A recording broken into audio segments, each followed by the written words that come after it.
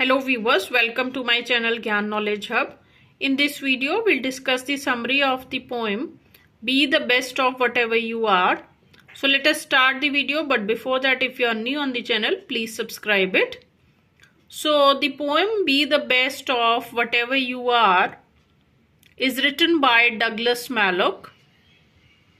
In this poem, the poet conveys the idea that we must not be ashamed of what we are or what we have, as everyone in this world has equal importance whether he is big or small. तो poet Douglas मैलक वो ये कहने की कोशिश कर रहा है poem के थ्रू कि हमें इस बात में शर्म नहीं करनी चाहिए कि हम क्या हैं और हम क्या करते हैं, चाहे वो काम छोटा हो या बड़ा हो।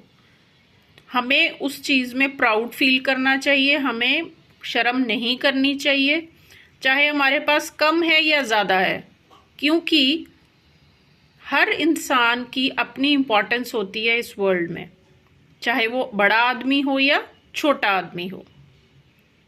The poet gives various examples to explain his point. He gives examples from the nature to show how we must take pride in our job. तो उसने कुछ एग्जाम्पल्स दिए हैं पोएट ने नेचर में से, ये प्रूव करने के लिए कि हमें प्राउड होना चाहिए हम जिस भी सिचुएशन में हैं। If one can't be a tall pine tree on the top of a hill, one can always be a small bush in the valley. Pine trees होते हैं, बहुत ही टॉल ट्रीज होते हैं और माउंटेन्स के टॉप पे होते हैं। तो वो कह रहा है पोएट कि अगर हम एक टॉल ट्री नहीं हैं माउंटेन के टॉप पे, तो हम एक बुश तो बन सकते हैं वैली के, और लेकिन एक कंडीशन है कि जो बुश हो वो बेस्ट बुश हो, राइट। तो इसका मतलब है कि हम जो भी काम कर रहे हैं, अगर छोटा काम भी कर रहे हैं, वो बेस्ट तरीके से करें।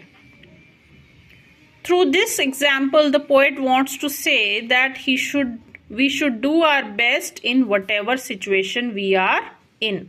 जिस सिचुएशन में भी हम हैं, उस सिचुएशन में हमें जो भी जॉब मिली है, जो भी काम मिला है, उसको हम बेस्ट तरीके से करें। In the next stanza, he says that if we can't even be a bush or a tree, we can be tough grass. तो अगर हम पाइन ट्री भी नहीं बन सके और इवन अगर हम बुश भी नहीं बन सके, तो हम ग्रास तो बन सकते हैं। Grass is also very important and useful as it makes the highway look prettier. तो ग्रास भी किसी से कम नहीं है, उसकी अपनी इंपॉर्टेंस है। वो अगर आसपास आपको नजर आता है तो हाईवे पे, तो वो हाईवे को और भी ज्यादा ब्यूटीफुल बना देता है, आपकी सराउंडिंग्स को और भी ज्यादा कलरफुल बना देता है। If one is unable to become a big fish, one can always be a smaller one, but that small fish should be the liveliest of all in the lake. अगर हम कोई बड़ी मछली नहीं बन सके, कोई बड़ा काम नहीं कर सके, तो हम छोटी मछली तो बन सकते हैं, छोटा काम तो कर सकते हैं, लेकिन कंडीशन ये है कि जो भी हम छोटा काम भी करें वो बेस्ट तरीके से करें। तो जो स्मॉल फिश है, that should be the liveliest of all. If one can't be a highway, one can be a small path. अगर हम हाईवे नहीं बन सकते तो हम एक छोटा रास्ता तो बन सकते हैं। If one is unable to be a sun, one can be a star. Sun नहीं बन सके तो स्टार तो बन सकते हैं। Our size or the size of our work does not matter.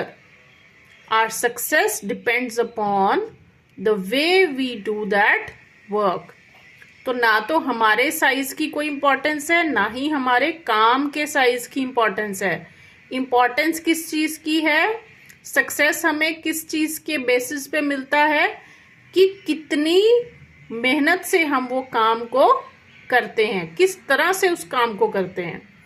There can only be one captain in the ship and other people are required to do the other work.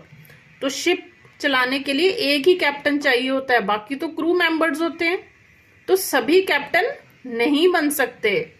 So we have to accept our situation. Therefore, we must take pride in our work and do it with the best of our ability. तो हमें अपनी जो भी हमें जिस situation में भी हम हैं या जो भी हमें काम मिला है, we should be proud of it और we should do the best of our ability. उसको हमें बेस्ट तरीके से करना चाहिए. So this poem is very encouraging, very inspiring and very motivational also. So it motivates us that whatever situation we are in, we should do our best. So that is all for this summary of this poem. If you find this video useful, please like and share.